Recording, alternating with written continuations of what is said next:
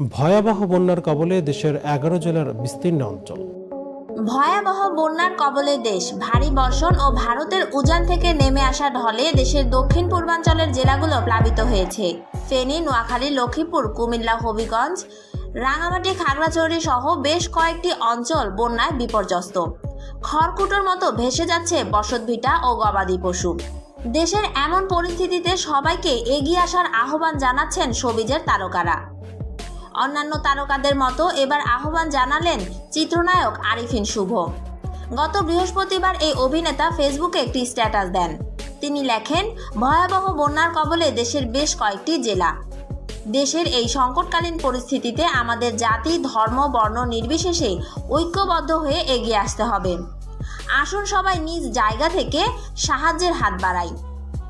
সবার আগে বন্যা কবলিত এলাকার মানুষ, পশু পাখি সহ সব জীবদের নিরাপত্তা নিশ্চিত করি। আল্লাহ সহায় হন আমাদের। আরিফিন শুভর সেই পোস্ট দেখার সাথে সাথে ক্ষোভে তুলকালাম বাঁধিয়ে দেন নেটিজেনরা। প্রতিটি মানুষ কমেন্ট বক্সে চরমভাবে বেইজ্জতি করেন আরিফিন শুভকে। চলুন এক নজরে দেখে নেওয়া যাক উল্লেখযোগ্য কিছু কমেন্ট। তালিম হোসেন লিখেছেন, অবশেষে হাসিনার আব্বা বঙ্গবন্ধু আসছে। হজ্জাতুল্লাহ বিন শরীফ লিখেছেন, 1 মাস আগে যখন রক্তের বন্যা হয়েছিল তখন ভাইজান গর্তে ছিল। এখন যখন পানির বন্যা হয়েছে তাই বের হয়েছে, কারণ রক্তের বন্যায় রিস্ক আছে, পানির বন্যায় রিস্ক কম। ফিরুজা লিখেছেন, নাটক কম করো প্রিয়, অনেক বড় বিপদ কাটিয়ে উঠতে পেরেছি, এই বিপদও কাটিয়ে উঠতে পারবো ইনশাল্লাহ। গোলাম হাসান সোনি লিখেছেন, বঙ্গ বল্টু চলে এসেছে। ইমরান আবিদিন লিখেছেন, finally come on a father of nation. তবে এটাও চূড়ান্ত ফাইনাল, যে কোনো দালালের স্থান এ বাংলায় হবে না ইনশাল্লাহ। মাহমুদুল ইমরান লিখেছেন, ভাই এতদিন কোথায় ছিলেন? আপনার মেয়ে তো দেশ ছেড়ে পালিয়ে গিয়েছে, আপনিও কি ভারতে আছেন নাকি?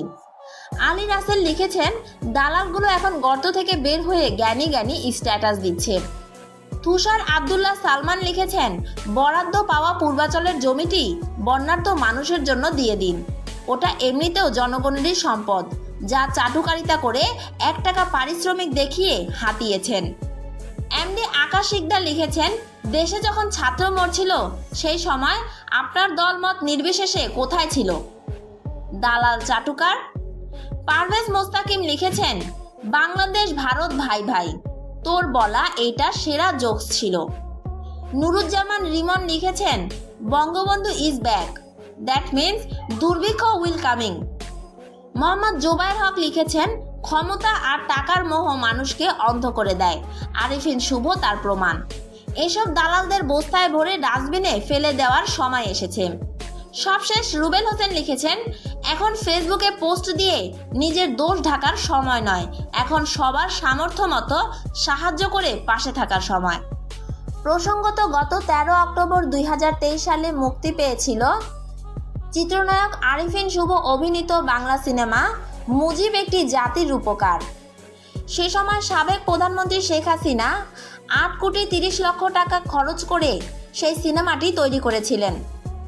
সেই সিনেমাতে শেখ মুজিবুর রহমানের চরিত্রে অভিনয় করেছিলেন চিত্রনায়ক আরিফিন শুভ। পরবর্তীতে 2024 সালের জুলাই মাসে শেখ হাসিনা ছাত্রদের যৌক্তিক কোটা আন্দোলন মেনে না নিয়ে নির্বিচারে গণহত্যা চালায় ছাত্রদের উপর। এসব দেখে বাংলাদেশের সাধারণ ছাত্র জনতা তখন শেখ হাসিনার বিরুদ্ধে দাঁড়িয়েছিল। বহু শোবিজ তারকাও তখন ছাত্রদের পক্ষ নিয়ে কথা বলেছিল। অথচ আরিফিন শুভ ছাত্রদের পক্ষ নিয়ে কখনো ফেসবুকে একটি স্ট্যাটাসও দেননি। সে সময় চিত্রনায়ক আরিফিন শুভর এমন কাপুরুষত্বের জন্য তার উপর নেটিজেনরা এখন ভীষণ ক্ষুব্ধ। তো ভিউয়ার্স, আরিফিন শুভকে নিয়ে আপনাদের কি মন্তব্য তা অবশ্যই কমেন্ট করে জানান।